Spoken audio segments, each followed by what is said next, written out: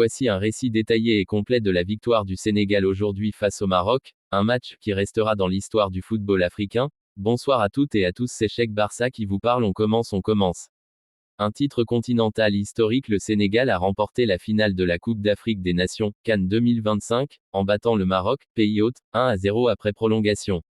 Cette victoire offre aux Lions de la Teranga leur deuxième titre dans cette compétition après leur triomphe en 2022.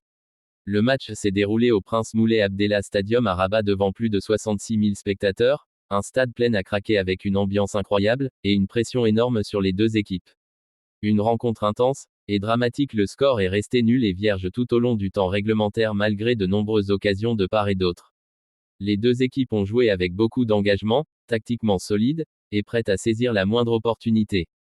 Mais c'est bien en prolongation que l'action décisive a eu lieu. Pape Gueye, milieu de terrain sénégalais, a inscrit le seul but du match à la 94e minute, une frappe puissante qui a fait trembler les filets et lancé l'explosion de joie côté sénégalais.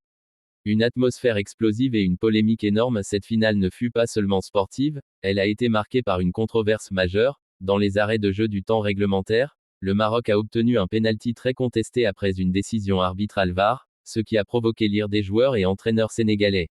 Selon plusieurs sources, l'arbitre avait d'abord refusé un but sénégalais avant d'accorder ce pénalty, ce qui a intensifié les émotions.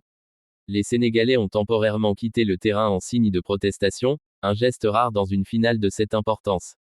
Le Marocain Brahim Diaz a finalement tiré le pénalty mais l'a manqué, en tentant une panenka qui fut facilement arrêtée par le gardien sénégalais Edouard Mendy.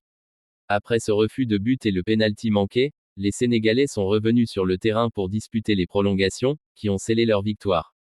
Héros sénégalais et réaction, Pape Gueye, le buteur, est devenu l'homme du match grâce à son tir décisif. Edouard Mendy a aussi été crucial en arrêtant le pénalty, un moment décisif du match. Sadio Mané, capitaine emblématique, a joué un rôle de leader sur le terrain et dans le vestiaire.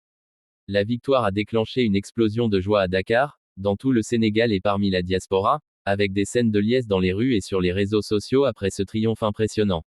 Ce que cela signifie pour le Sénégal: 2 titres de CAN en 3 éditions, une performance qui confirme le Sénégal comme une puissance majeure du football africain moderne.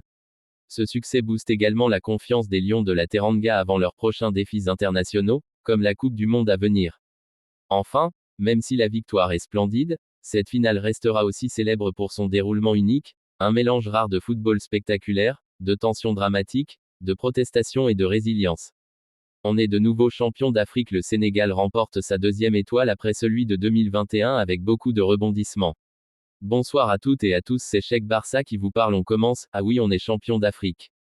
Les rois d'Afrique, et que fut compliqué aujourd'hui, je pense que je peux parler de l'arbitre durant tout ce débrief.